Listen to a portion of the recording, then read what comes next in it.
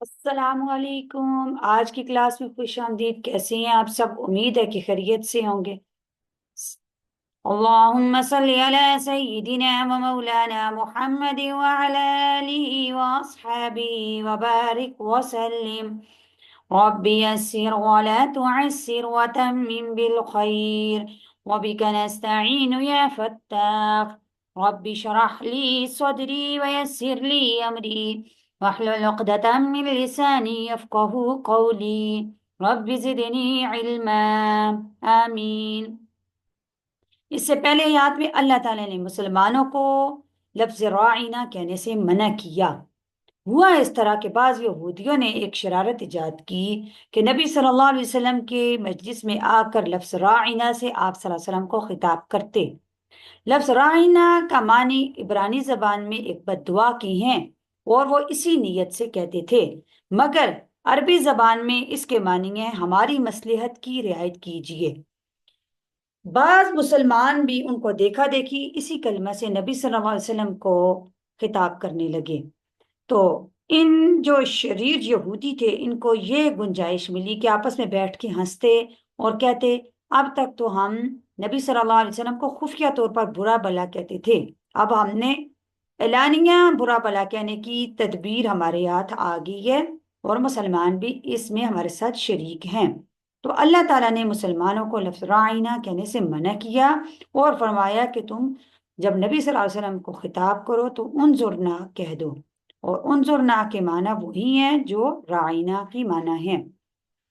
Start کرتے ہیں آج کا لیسن۔ اعوذ باللہ من الشیطان الرجیم، بسم اللہ الرحمن الرحیم۔ ما ننسخ من آیت او ننسها نأت بخیر منها او مثلها۔ ما ننسخ جو منسوخ کرتے ہیں ہم، من آیت کوئی آیت، ننسیہا یا اس آیت کو بلا دیتے ہیں، نأتی بخیر تو لے آتے ہیں، من بخیر منہا اس سے بہتر، او مثلیہ یا اس کے برابر۔ علم تعلم کیا وہ جانتے نہیں کہ اللہ تعالیٰ علی کل شیء قدیر ہر چیز پر قادر ہے۔ تبدیل قبلہ کا واقعہ جب ہوا تو یہود نے اس پر طعن کیا اور مشرکین بھی بعض احکام کی منسوخی پر زبان درازی کرتے، تو اللہ تعالیٰ نے ان کے طعن اور اعتراض کا جواب دیا کہ ہم کسی آیت کا جو حکم موقوف کرتے ہیں وہ آیت قرآن میں یا ذہنوں میں باقی رہے، یا اس آیت ہی کو ذہنوں سے نکال دیتے ہیں، بھلا دیتے ہیں، یہ کوئی اعتراض کی بات نہیں ہے کیونکہ اس میں بھی مصلحت ہے۔ چنانچہ ہم اس آیت سے بہتر یا اس آیت کی مثل یعنی برابر لے آتے ہیں۔ اے معترض یعنی اے اعتراض کرنے والے، تجھ کو یہ معلوم نہیں کہ اللہ تعالیٰ ہر چیز پر قادر ہے۔ أَلَمْ تَعْلَمْ أَنَّ اللَّهَ لَهُ مُلْكُ السَّمَاوَاتِ وَالْأَرْضِ۔ علم تعلم کیا تم جانتے نہیں ہو یا تمہیں معلوم نہیں ہے کہ بے شک ان اللہ لہو ملک السماوات، اللہ ہی کی بادشاہت ہے آسمانوں میں اور زمین میں، وما لکم من دون اللہ اور کوئی نہیں ہے تمہارا اللہ کے علاوہ، من ولی حمایتی ولا نصیر نہ کوئی مددگار۔ جب تم کو یہ کیا معلوم نہیں کہ اللہ ایسے ہیں کہ انہی کی سلطنت ہے آسمانوں اور زمین پر، جب ان کی قدرت اور سلطنت میں کوئی شریک نہیں، تو ان مصلحتوں کی رعایت کر کے دوسرا حکم دینے میں کون مزاحمت کر سکتے ہے؟ تمہارا حق اللہ کے سوا اور تمہارا اللہ تعالیٰ کے علاوہ کوئی بھی حمایتی اور مددگار نہیں ہے، بس جب وہ تمہارا مددگار ہے، حمایتی ہے، تو احکام میں مصلحت کی ضرور رعایت کرے گا، جب مددگار ہے تو ان احکام پر عمل کرنے کے وقت تمہارے مخالفین کی مزاحمت سے بھی تمہیں محفوظ رکھے گا۔ اس آیت میں کسی آیت قرآن کے منسوخ ہونے کی جتنی بھی صورتیں ہو سکتی ہیں سب کو جمع کیا گیا۔ نسخ کے لغت میں معنی ہے زائل کرنا، ختم کرنا۔ اس آیت میں نسخ سے مراد کسی حکم کا ختم کرنا یعنی منسوخ کرنا۔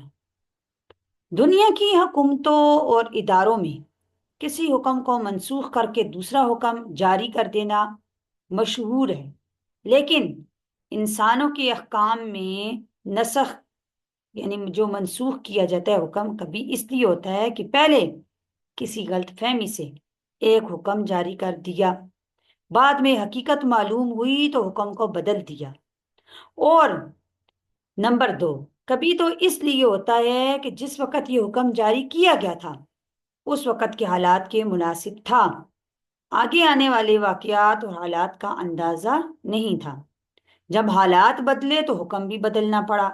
یہ دونوں صورتیں جو ہیں نسخ کی احکام خداوندی میں نہیں ہو سکتی ہیں۔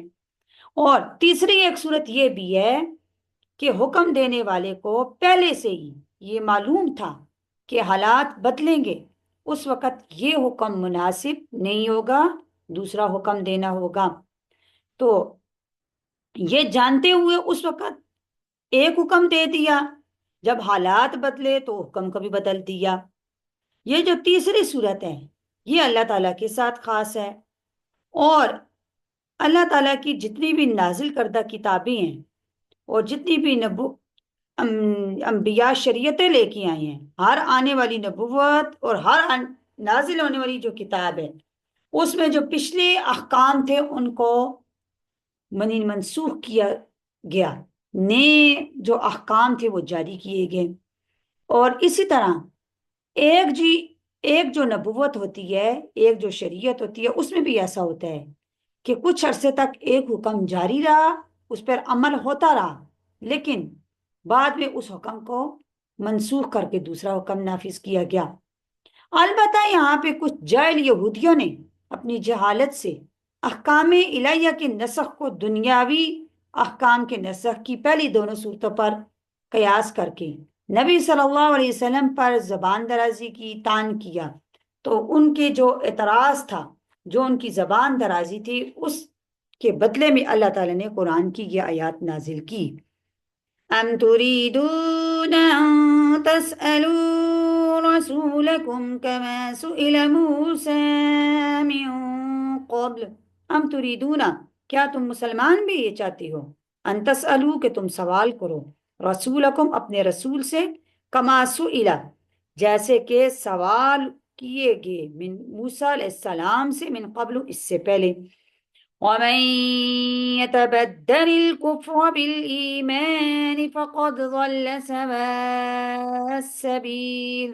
ومن يتبدل الكفر، اور جو کوئی بدلے کفر کو ایمان کے ساتھ، تحقیق گمراہ ہوا، سواء السبیل وہ سیدھے راستے سے۔ بعض یہودیوں نے نبی صلی اللہ علیہ وسلم کی خدمت میں آ کر عرض کیا، یعنی ضد سے یہ عرض کیا کہ جس طرح موسیٰ علیہ السلام پر ایک ہی دفعہ تورات نازل ہوئی، تو اسی طرح آپ صلی اللہ علیہ وسلم پر قرآن ایک ہی دفعہ کیوں نہیں نازل ہو جاتا؟